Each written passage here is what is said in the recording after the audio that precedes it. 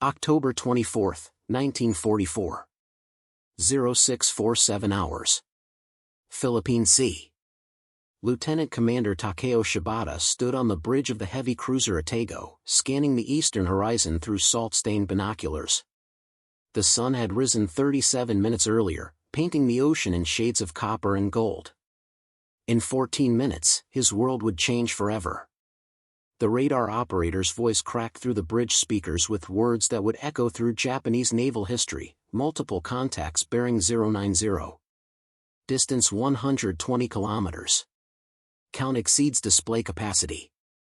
Shibata lowered his binoculars. In 26 months of war, he had never heard those words. Count exceeds display capacity. The Type 21 air search radar could track up to 100 individual aircraft. Whatever was coming toward them was beyond the machine's ability to comprehend. At 0701 hours, the eastern sky began to darken. Not with clouds. Not with weather. With wings.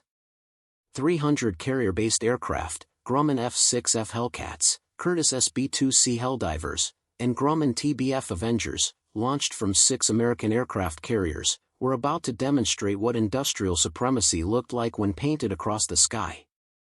The Japanese officers watching that darkness approach would witness the moment when naval warfare's fundamental equations changed forever. When the Empire's greatest battleships became floating targets. When courage and tradition met production capacity and technology. When 300 engines announced that the age of the battleship had ended, and those who commanded them were already ghosts. The Japanese naval transformation had begun in the aftermath of Midway, June 1942. Admiral Isoroku Yamamoto's death in April 1943 had accelerated doctrinal paralysis rather than reform. Vice Admiral Takeo Kurita, now commanding the 1st Striking Force, had inherited a fleet built on premises that no longer existed.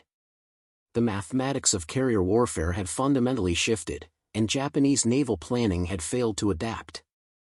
In April 1944, the Imperial Japanese Navy had conducted its last major fleet exercise off Toi Toi Anchorage. The war games had been designed to validate Operation Victory, the plan to lure American carriers into a decisive surface engagement. The doctrine assumed Japanese land-based aircraft from Philippine airfields would supplement carrier air groups, achieving numerical superiority. The calculations projected 450 Japanese aircraft against an estimated 250 American carrier planes. Reality would prove devastatingly different. Admiral Kurita's flagship position on October 24 placed him at the center of what Imperial General Headquarters designated Shogo 1, the victory operation for the Philippines. The plan's fundamental assumption was that American carrier strength had been weakened by earlier engagements. Japanese intelligence estimates, compiled by the Combined Fleet Intelligence Section, projected 4 American carriers operating in Philippine waters with approximately 200 embarked aircraft total. The actual American force consisted of Task Force 38 under Vice Admiral Mark Mitcher, 16 aircraft carriers, 6 fleet carriers and 10 light carriers, embarking over 1,000 aircraft. This represented the largest concentration of carrier air power ever assembled. Japanese intelligence had underestimated American strength by a factor of 4. More critically, they had failed to comprehend American aircraft production capacity. In 1944, American aircraft manufacturers produced 96,318 military aircraft according to United States Strategic Bombing Survey documentation. Japanese production that same year totaled 28,180 aircraft. This 3.4 to 1 production ratio translated directly to the skies over the Philippine Sea. American losses could be replaced within weeks. Japanese losses were permanent subtractions from a diminishing total. Lieutenant Commander Shibata had studied at the Imperial Naval Academy from 1935 to 1938, when the doctrine of decisive battle dominated strategic thinking. The concept held that warfare would be decided by a single climactic engagement between battleship fleets, with aircraft serving supporting roles. This doctrine had shaped every capital ship Japan built, every tactical manual issued, every officer's training. The doctrine assumed rough parity in numbers and technology, with victory going to the side with superior spirit and training. It had not anticipated an enemy who could darken the sky with aircraft, who could absorb losses that would cripple Japan and return stronger, who could produce in months what took Japan years. At 0703 hours, Shibata could see individual aircraft now. Not the neat formations of pre-war exercises, but wave after wave in overlapping patterns. His training had prepared him to command anti-aircraft batteries against 30 or 40 attacking planes. The darkness approaching contained 10 times that number. Every tactical manual, every training exercise, every strategic assumption had become obsolete in the time it took for 300 engines to cross 120 kilometers of ocean. The aircraft approaching Shibata's position that morning represented more than military hardware. They represented an industrial capacity that Japanese planners had catastrophically underestimated. The Grumman F-6F Hellcat fighter that formed the vanguard of the attack had entered production in October 1942. By October 1944, Grumman's Bethpage, New York facility had produced 8,367 Hellcats. Peak production reached 550 aircraft per month. Japanese fighter production told a different story. The Mitsubishi Is-6M0, Japan's premier fighter, had achieved peak monthly production of 200 units in early 1943. By October 1944, production had fallen to fewer than 150 per month as raw material shortages, bombing damage, and skilled labor depletion took their toll. American production exceeded Japanese output across every category: fighters, dive bombers, torpedo bombers, and the pilots to fly them. The pilot training disparity proved even more decisive. The Hellcat pilots approaching Japanese positions that morning had completed an average of 525 hours of flight training before combat deployment, according to United States Navy Training Command records.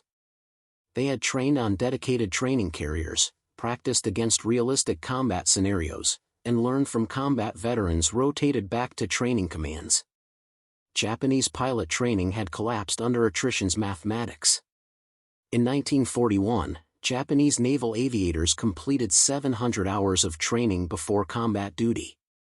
By mid-1944, replacement pilots received 200 hours or less. Fuel shortages meant trainers spent more time on simulators than in aircraft. Combat veteran instructors had died in earlier battles and could not pass knowledge to replacements. Commander Ryoso Nomura, leading the fighter combat air patrol above Kurita's force, understood these realities intimately. He had trained in 1939 under the rigorous pre-war system. Of his original flight school class of 84 pilots, 7 remained alive in October 1944. He commanded a squadron where half his pilots had fewer than 100 hours of total flight time. They would face American aviators with superior training, superior aircraft, and overwhelming numerical advantage. The F-6F Hellcat incorporated lessons from 3 years of Pacific combat. It featured 6.50 caliber machine guns with 400 rounds per gun.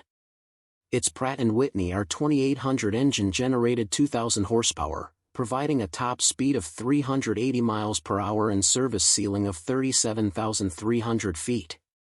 The aircraft featured self-sealing fuel tanks, armor protection for the pilot, and robust construction that could absorb significant battle damage. Japanese fighters had evolved minimally since 1941. The Ace-6M0 retained its original design philosophy, extreme range and maneuverability achieved through minimal armor and unprotected fuel tanks. These design choices, brilliant in 1941 when facing inferior opponents, had become fatal liabilities against American fighters that could absorb punishment while delivering devastating firepower. The mathematical reality was inescapable. Each American carrier embarked approximately 90 aircraft. 6 fleet carriers meant 540 aircraft available. Even accounting for maintenance and reserves, American commanders could launch 300 aircraft for a single strike and maintain that operational tempo indefinitely. Japanese carriers, if they had been present, could launch perhaps 120 aircraft total, and replacements would take months to arrive if losses mounted. Lieutenant Commander Shibata watched the approaching formations and understood what every Japanese officer was beginning to comprehend. They were fighting an enemy who could afford to lose, who grew stronger as Japan grew weaker, who had transformed industrial capacity into an unstoppable military force. At 0706 hours, Commander Nomura received the radio call that confirmed his worst assessment: all aircraft, all aircraft. Raid count revised. Estimate 300 plus bandits inbound. Vectors 090. Angels 15 to 20. All fighters intercept immediately. Nomura commanded 43 operational fighters spread across combat air patrol stations protecting Kurita's fleet. Against 300 attackers, the arithmetic was simple and fatal. Even if every Japanese fighter achieved perfect performance, impossible against better trained opponents and superior aircraft, they would be overwhelmed through pure attrition. His pilots would have to shoot down 7 American aircraft each while preventing any from reaching the fleet below. The mathematics of aerial combat had never favored such odds. The American strike package approaching Japanese positions followed tactical doctrine refined through 2 years of carrier operations. The formation structure placed F-6F Hellcat fighters in 3 roles: high cover at 20,000 feet to engage Japanese fighters, medium escort at 15,000 feet to protect bombers, and low strafing fighters at 8,000 feet to suppress anti-aircraft fire. Behind them came 100 SB-2C Helldiver dive bombers carrying 1,000-pound armor-piercing bombs. Below flew 80 TBF Avenger torpedo bombers armed with aerial torpedoes capable of breaking a battleship's keel. Lieutenant Commander Eugene Valencia led Fighter Squadron 9 from USS Lexington at the strike's vanguard. His division of 4 Hellcats had pioneered the mowing machine tactic, fighters operating in coordinated pairs, using altitude advantage and superior speed to dictate engagement terms. Valencia's squadron had destroyed 153 Japanese aircraft in 6 months of combat while losing only 3 Hellcats. They represented American tactical evolution based on combat experience, technological superiority, and numerical advantage. Nomura's fighters climbed desperately toward intercept position. His own A6M0, engine straining at full military power, could barely reach 12,000 feet before the first Hellcats arrived. The altitude disadvantage meant American fighters could dive into combat with massive speed advantage, engage at will, and disengage if threatened. Japanese fighters would be forced to maneuver defensively from the opening seconds. At 0709 hours, the first encounters erupted at 18,000 feet. Valencia's division dove on a section of 4 Zeros climbing through 14,000 feet. The engagement lasted 43 seconds. 3 Zeros fell burning into the Philippine Sea. The fourth broke away trailing smoke, its pilot bleeding from .50 caliber rounds that had penetrated his unarmored cockpit. Valencia's division reformed without loss and dove toward a second target. Aboard Atago, Shibata watched tracer fire arc across the sky 15,000 feet above. Each burning descent marked another Japanese pilot dead, another fighter that could never be replaced. The combat air patrol was being systematically destroyed before the bombers even arrived. Anti-aircraft crews stood at their stations, watching the slaughter above and knowing they would face hundreds of aircraft with depleted fighter protection. The darkness had resolved into distinct formations now. Shibata could identify aircraft types through his binoculars: the angular Helldivers in their dive bomber formations, the broader Avengers cruising at torpedo attack altitude, the sleek Hellcats weaving above everything, hunting Japanese fighters. The sky had become American airspace. Japanese forces were merely targets within it. At 0714 hours, Commander Harold Buell leading Bombing Squadron 2 from USS Hornet began the attack sequence that would demonstrate why the battleship era had ended. From 15,000 feet, his 36 SB-2C Helldivers rolled into their dives, targeting the massive battleship Musashi. The 64,000-ton warship represented the pinnacle of Japanese naval construction: 18.1-inch main guns, armor belt up to 16 inches thick, designed to withstand anything the ocean could throw at it. The designers had not anticipated what the sky would deliver. The Helldivers' dive bombing technique had been perfected through hundreds of training missions and refined in combat. Pilots pushed over into 70-degree dives at 250 knots, pulling the aircraft into a near-vertical descent. At 2,500 feet, they released their 1,000-pound armor-piercing bombs, then pulled out at maximum G-force, recovering barely 1,000 feet above the waves. The bombs fell at terminal velocity, reaching speeds over 1,000 feet per second, striking with kinetic energy that could penetrate even battleship armor. Lieutenant Commander Shibata watched Musashi's anti-aircraft batteries open fire. The massive ship carried 130 anti-aircraft guns, 12 5-inch guns, 30 25mm triple mounts, and additional smaller weapons. The volume of fire seemed capable of creating an impenetrable barrier.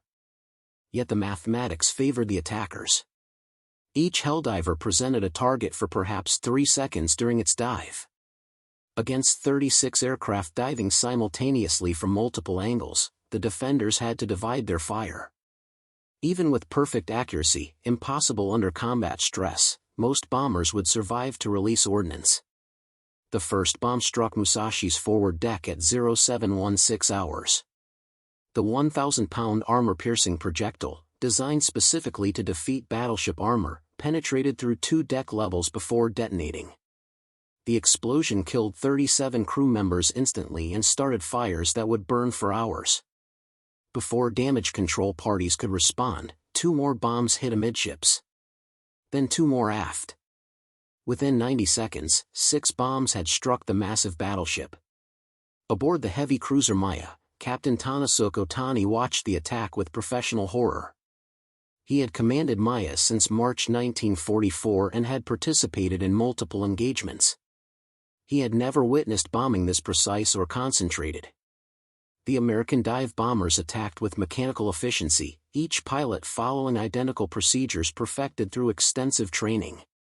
Japanese dive bomber pilots, those few remaining, lacked the fuel, aircraft, and time for such training. The qualitative gap had become as decisive as the numerical disparity. The second wave of Helldivers rolled in at 0718 hours, targeting Kurita's flagship Atago and the heavy cruiser Takao. Shibata felt his ship shudder as near misses bracketed her hull.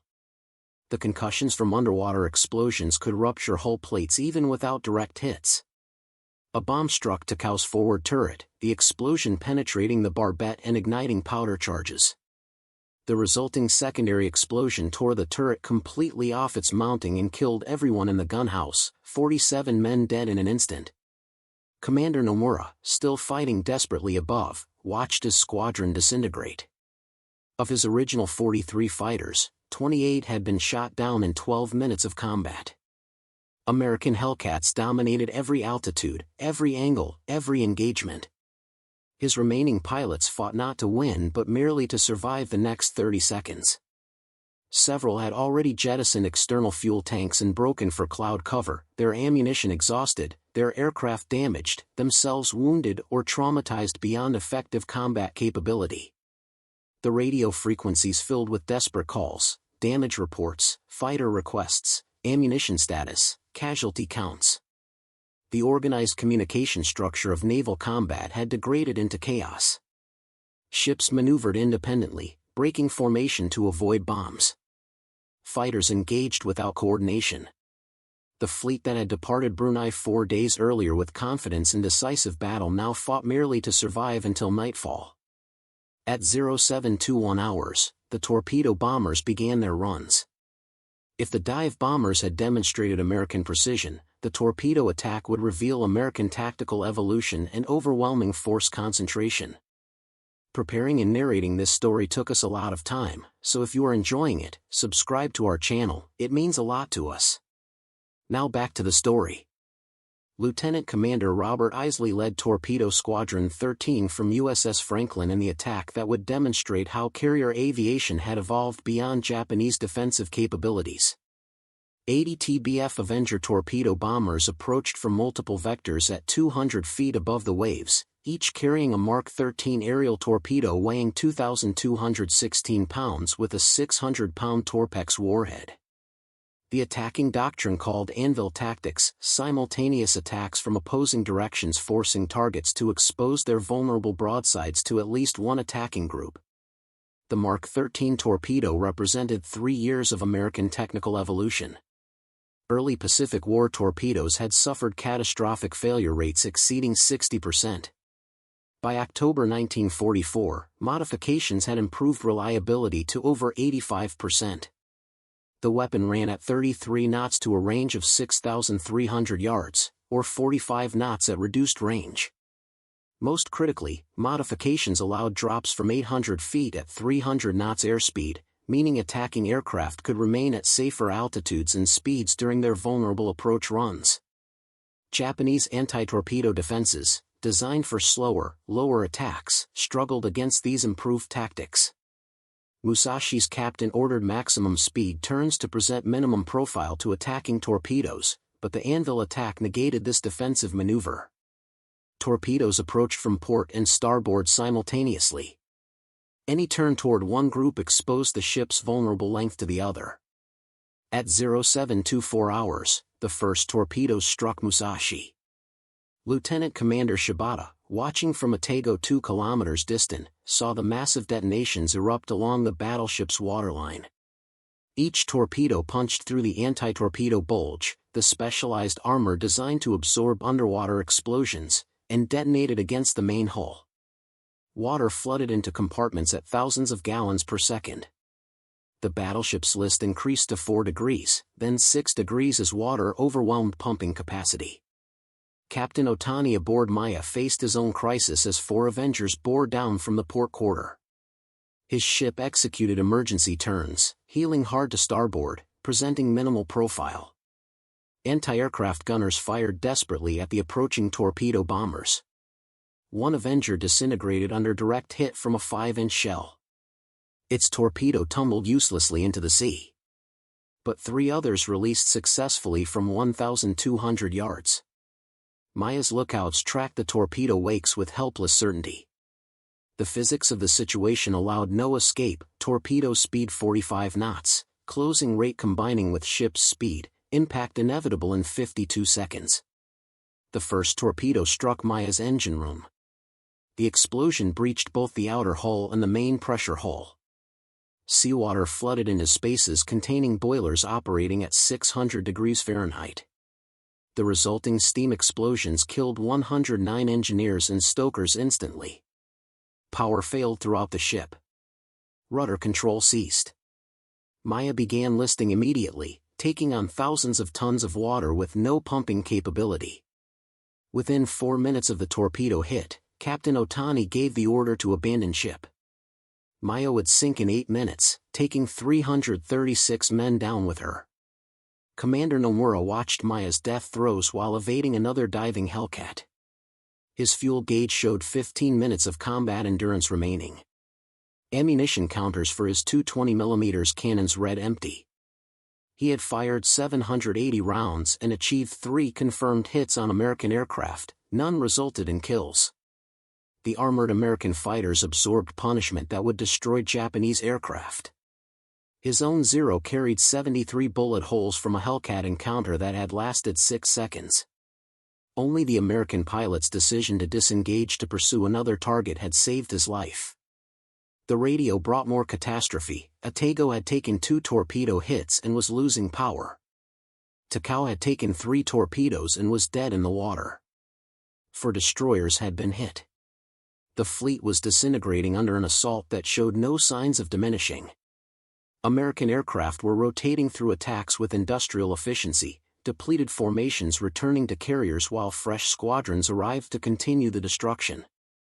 At 0742 hours, Vice Admiral Takeo Kurita stood on what remained of Atago's bridge as his flagship settled deeper into the Philippine Sea. 2 torpedo hits had flooded the cruiser's forward magazines and engine rooms. The list had reached 23 degrees. Abandoned ship orders had been given 4 minutes earlier. Kurita watched as staff officers and ratings climbed down ropes into the oil-slicked water and understood with absolute clarity that the decisive battle he had sought would never occur on his terms. Kurita had graduated from the Imperial Naval Academy in 1920, when battleship doctrine dominated all strategic thinking. He had spent 24 years preparing for the decisive surface engagement that would decide naval supremacy. That battle doctrine assumed relatively equal forces meeting in gun range, where superior Japanese night fighting skills and long lance torpedoes would devastate American forces. The scenario had never anticipated hundreds of carrier aircraft attacking with impunity while American battleships remained safely over the horizon, directing their air armadas like chess pieces. Lieutenant Commander Shibata abandoned Atago at 0747 hours, sliding down a line into water covered with fuel oil. Swimming away from the sinking cruiser, he watched American aircraft circling overhead like predators waiting for wounded prey to die. The Americans were not attacking survivors, they adhered to rules of warfare, but neither were they finished with the fleet. Fresh formations approached from the east. The carriers had merely rotated their squadrons. The attacks would continue until nightfall or until every Japanese ship lay on the ocean floor. Aboard the destroyer Kishinami, rescuing Kurita and his staff from the water, the admiral confronted decisions that would haunt him for decades. His force had departed Brunei with 5 battleships, 10 heavy cruisers, 2 light cruisers, and 15 destroyers. In less than 90 minutes of carrier attack, he had lost 2 heavy cruisers sunk, Musashi crippled and sinking slowly, Takao dead in the water and under tow, and multiple destroyers damaged. His air cover had been annihilated. The American attack showed no signs of stopping. The strategic calculations that had seemed viable 4 days earlier now appeared delusional. Operation Shogo 1 required Kurita's force to transit San Bernardino Strait, destroy American amphibious forces in Leyte Gulf, then retreat before American carrier forces could respond. The plan had assumed American carriers would be drawn south by decoy forces, leaving Leyte Gulf vulnerable. Instead, American carriers had maintained position and demonstrated they could launch overwhelming strikes at will. Commander Nomura ditched his zero near-friendly destroyers at 0756 hours, his fuel exhausted, his aircraft too damaged for carrier landing even if Japanese carriers had been present. Rescued from the water, he learned the extent of the air group's destruction. Of the 43 fighters that had scrambled at 0706 hours, only 7 had survived. 36 pilots, men trained at enormous cost in time, fuel, and resources, had died in 50 minutes. The survivors had collectively shot down 11 American aircraft according to initial reports. Later analysis would reduce confirmed kills to 7. The exchange ratio was 5-1 against Japanese forces, and those were the survivors. The actual ratio counting all losses was worse. Captain Otani, pulled from the water after Maya sank, sat wrapped in blankets aboard the destroyer Hamanami and confronted the psychological impact of technological obsolescence. He had commanded a modern heavy cruiser, armed with the finest weapons Japanese industry could produce, manned by trained professionals. American carrier aircraft had sent her to the bottom in 12 minutes from first hit to final plunge. The 336 men who died had perished not through lack of courage or training, but because they fought with tools inadequate against American industrial capacity. The darkness that had appeared on the eastern horizon at 0701 hours had brought more than aircraft.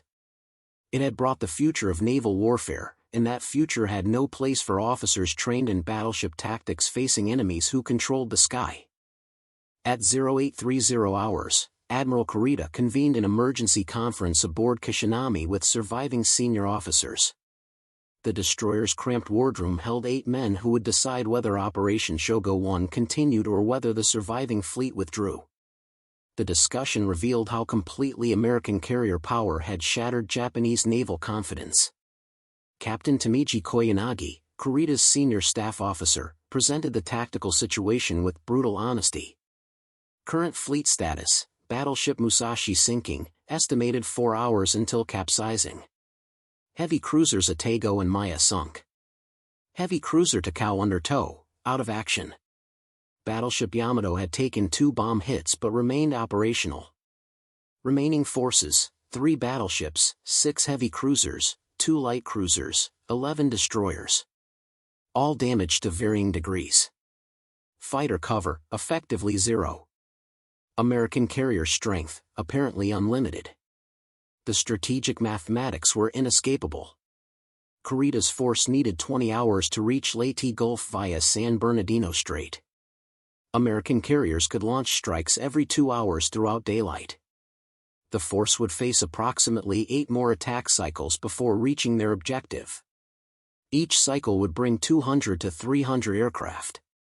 Simple arithmetic suggested the fleet would be destroyed long before reaching Leyte Gulf, having accomplished nothing except adding more ships to the ocean floor. Lieutenant Commander Shibata, present as a staff officer despite losing his ship, provided insight into American tactical capabilities based on the morning's attacks. The Americans had demonstrated several critical advantages: ability to coordinate attacks from multiple carriers simultaneously, tactical flexibility allowing instant adaptation to defensive maneuvers, weapon reliability far exceeding Japanese equivalents, and pilot training sufficient to execute complex attacks under fire. Most critically, they had demonstrated bottomless reserves. Depleted squadrons were immediately replaced by fresh aircraft.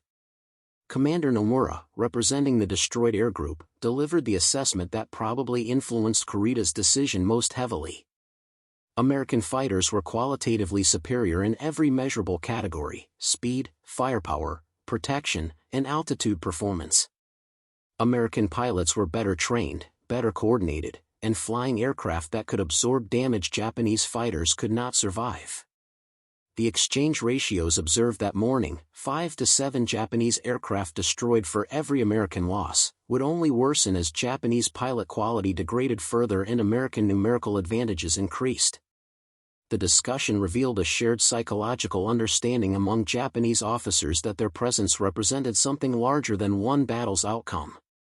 They had witnessed the moment when industrial capacity overwhelmed warrior spirit, when production lines defeated courage, when technological superiority rendered obsolete everything their naval education had taught them.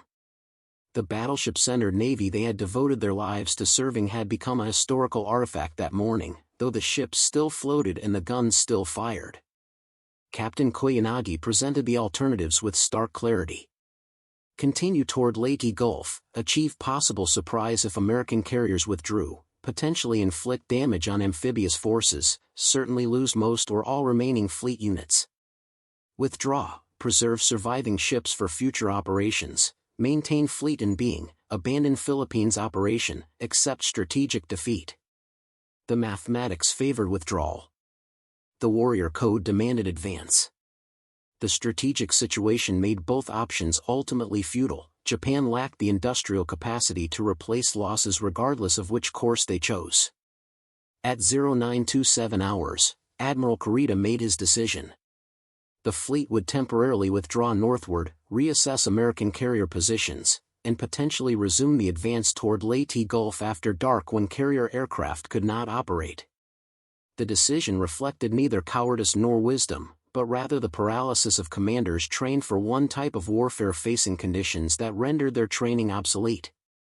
The American carriers had not simply defeated Japanese forces that morning, they had invalidated the entire conceptual framework through which Japanese officers understood naval warfare. The darkness that had appeared on the horizon had been more than aircraft. It had been the future, and Japan's navy had no place in it. The Battle of the Sibuyan Sea, as historians would designate the October 24 carrier strikes, fundamentally altered naval warfare's trajectory and demonstrated industrial capacity's decisive role in modern combat.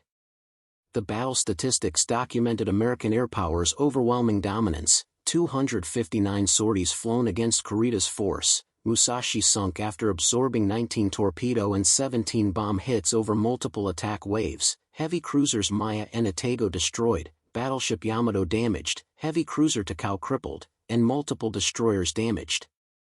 American losses totaled 18 aircraft, a 14-to-1 exchange ratio in a single day's combat. Musashi's sinking held particular symbolic weight.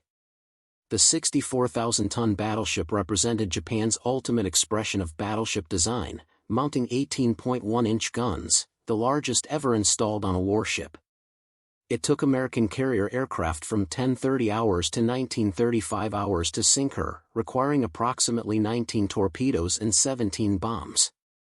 But sink she did, taking 1,023 crew members down with her. the ship designed to dominate surface combat had been destroyed by aircraft without ever firing her main batteries at an enemy ship.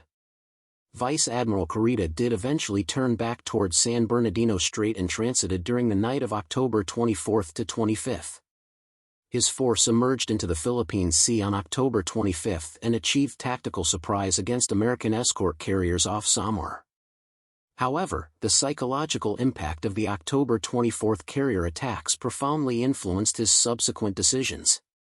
Kurita withdrew after inflicting damage but before completely destroying the vulnerable American forces, partly because he expected renewed carrier attacks at any moment. The fear of American air power had become as effective as the weapon itself. Lieutenant Commander Shibata survived the war aboard various destroyer assignments, eventually surrendering in August 1945. In post-war interviews with American naval historians, he emphasized that October 24, 1944 marked the moment Japanese officers consciously understood they were fighting a war already lost. The 300 aircraft that darkened the sky represented not just one day's attack but the fundamental imbalance between Japanese limitations and American capabilities. Japan could produce excellent individual weapons and train superb individual warriors, but could not match American industrial capacity measured in thousands of aircraft, unlimited fuel, and replacement pilots. Commander Nomura was killed on April 7, 1945, during Operation Tengo, flying combat air patrol over Battleship Yamato during her suicidal sortie toward Okinawa. Yamato was destroyed by carrier aircraft in attacks eerily similar to those at Sibuyan Sea, overwhelming numbers, coordinated attacks, inexorable destruction. Nomura's death came while flying a suicide mission in an obsolescent fighter against overwhelming American air superiority, the culmination of the trajectory begun that October morning. Captain Otani survived Maya's sinking in the war. He testified at post-war naval aviation conferences that carrier-based aviation had rendered surface warfare obsolete. His testimony influenced post-war American naval doctrine emphasizing aircraft carriers as capital ships. The lesson Japanese officers learned through devastating defeat became American strategic advantage for decades following. The 300 American carrier planes that approached Kurita's fleet that October morning represented more than tactical aviation. They represented American industrial capacity transformed into military force, production lines that could build ships faster than Japan could sink them, training programs that produced pilots faster than combat could kill them, and logistics networks that could sustain operations across thousands of miles of ocean. Japanese officers watching that darkness approach understood they faced not just weapons but an entire economic system weaponized against them. Today, military historians studying the October 24, 1944 carrier strikes identify them as the moment battleship-centered naval warfare conclusively ended. The battle proved that control of the air meant control of the sea, that industrial capacity determined strategic outcomes, and that courage and training could not overcome fundamental technological and numerical disadvantage. The darkness that filled the sky above the Philippine Sea that morning was the future of naval warfare, casting a shadow from which traditional naval doctrine would never emerge. The carrier strike against Kurita's fleet on October 24 represented more than naval combat. It demonstrated how American industrial mobilization had transformed raw economic capacity into overwhelming military force. Task Force 38's ability to launch 300 aircraft in coordinated waves reflected infrastructure investments beginning years before the first bomb fell on Pearl Harbor. The 6 fleet carriers participating in the Sibuyan Sea strikes, USS Intrepid, USS Lexington, USS Essex, USS Franklin, USS Enterprise, and USS Bunker Hill, represented only a fraction of American carrier strength by October 1944. United States naval construction statistics documented the scope of American shipbuilding capacity.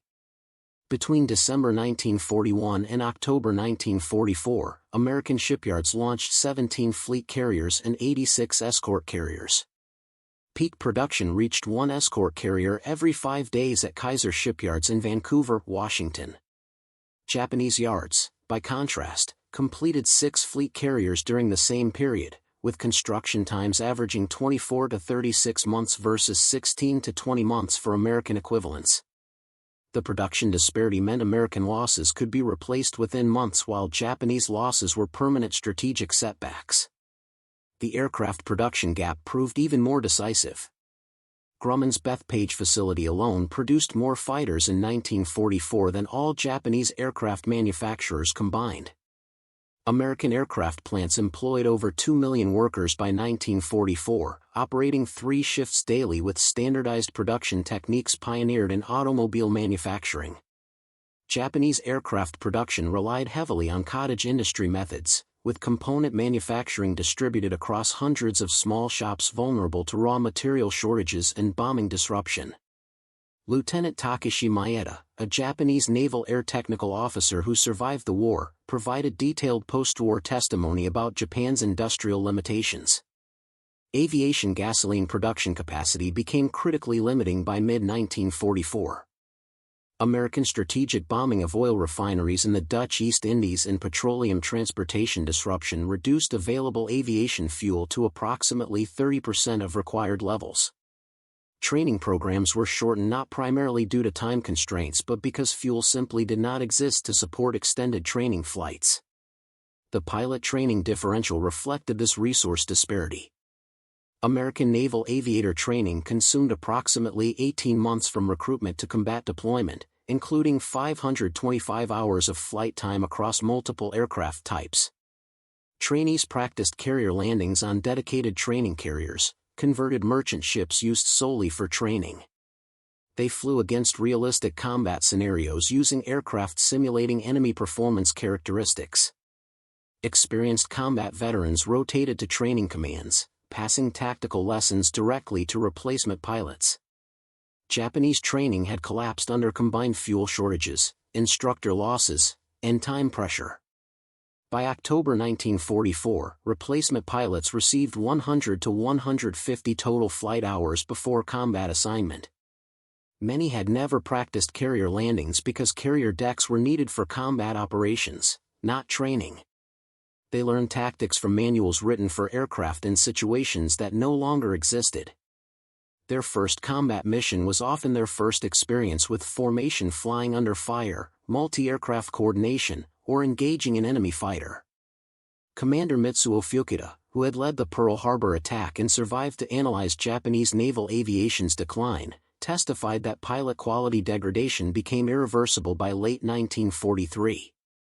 The experienced aviators who had dominated early Pacific combat, men with 1,000+ flight hours and extensive combat experience, were dead.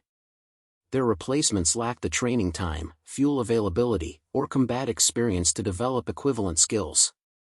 American pilots faced poorly trained opponents flying inferior aircraft in insufficient numbers. The outcome was mathematically certain before combat began. The fuel situation demonstrated industrial warfare's arithmetic. American petroleum production in 1944 totaled approximately 1.6 billion barrels. Japan's controlled production, including captured Dutch East Indies facilities, reached perhaps 50 million barrels at peak, a 32-to-1 disparity. Even before American submarines and aircraft disrupted transportation, Japan lacked the raw petroleum to sustain extended operations. Every training flight, every combat mission, every hour of engine operation consumed irreplaceable fuel reserves. American forces operated under no such constraints. Their fuel supplies were effectively unlimited, constrained only by transportation logistics, not production capacity. The psychological dimension of the October 24 carrier strikes extended far beyond tactical defeat. Japanese survivors' testimonies, collected during post-war interrogations and decades of historical interviews, revealed the profound impact of facing overwhelming technological and numerical superiority. The experience fundamentally altered how participants understood warfare, courage, and national destiny. Ensign Haruo Yoshino, a Zero pilot who survived the air combat that morning by hiding in clouds after his ammunition exhausted, provided testimony that captured the psychological shock of technological obsolescence. He described watching American Hellcats absorb damage that would destroy Japanese fighters, seeing his cannon shells spark harmlessly off armored American aircraft while single bursts from .50 caliber guns shredded Zeros. The realization that courage and skill meant nothing against superior equipment created what he termed a spiritual death before physical death. Many surviving pilots who faced similar experiences never flew combat missions again, not from cowardice but from psychological trauma at their own ineffectiveness. The anti-aircraft crews aboard Japanese warships experienced their own form of helplessness. Petty Officer Koji Nakamura, who served on Battleship Yamato's anti-aircraft batteries during the October 24 attack, described firing thousands of rounds at attacking aircraft with minimal effect. The Americans attacked from multiple directions simultaneously, diving from altitudes Japanese light anti-aircraft guns could not reach, then pulling out at speeds heavy guns could not track. The mathematical impossibility of defending against such attacks created fatalistic acceptance among gun crews. They fired not because they expected to stop attacks, but because not firing would be abandoning duty. The distinction between effective resistance and ritual performance of duty had collapsed. American aircrew experienced their own psychological burden, though from a position of overwhelming advantage. Lieutenant Eugene Valencia, whose Hellcat squadron destroyed dozens of Japanese aircraft with minimal losses, later described feeling like a bully beating a weaker opponent who refused to quit. The technical superiority that made his missions relatively safe simultaneously created moral discomfort about the one-sided nature of combat. Several American pilots mentioned in post-war interviews that shooting down poorly trained Japanese pilots in obsolescent aircraft felt less like combat and more like execution. The survivors of sunken ships carried unique trauma. Seaman Ichiro Tanaka, rescued from Maya after she capsized, described the 8 minutes between abandoning ship and capsizing as an eternity watching inevitable doom approach. The cruiser that had been his home for 18 months, that represented Japan's industrial achievement and naval tradition, simply rolled over and sank. 336 men died not heroically in battle but trapped below decks as water flooded compartments, drowning in darkness while enemy aircraft circled overhead. The undramatic, industrial nature of their deaths, casualties of technological asymmetry rather than personal combat, troubled survivors more than violent death and surface action would have. Admiral Kurita's decision-making that day and the following morning reflected the psychological impact of facing overwhelming force. Multiple officers who served under him noted his visible distress after watching Atago sink and witnessing the morning's destruction. His subsequent hesitation off Samar on October 25, when he withdrew despite having surprised vulnerable American forces, stemmed partly from expecting renewed carrier attacks that would destroy his remaining ships. The fear of carrier aviation had become as effective as the weapon itself. American carriers didn't need to be present, the possibility they might arrive sufficed to influence Japanese tactical decisions. The long-term psychological impact on survivors shaped post-war Japanese society's relationship with military service. Unlike veterans of ground combat who could frame their experiences within traditional warrior narratives, survivors of technological defeat faced more complex memory. They had not been defeated by superior Japanese courage or skill but by industrial capacity and resource disparity. Processing this experience required acknowledging that traditional values of warrior spirit had become obsolete in industrial warfare. This realization profoundly influenced post-war Japan's rejection of militarism and embrace of economic development as national purpose. Up next, you've got 2 more standout stories right on your screen. If this one hit the mark, you won't want to pass these up. Just click and check them out. And don't forget to subscribe and turn on the notification bell so you don't miss any upload from us.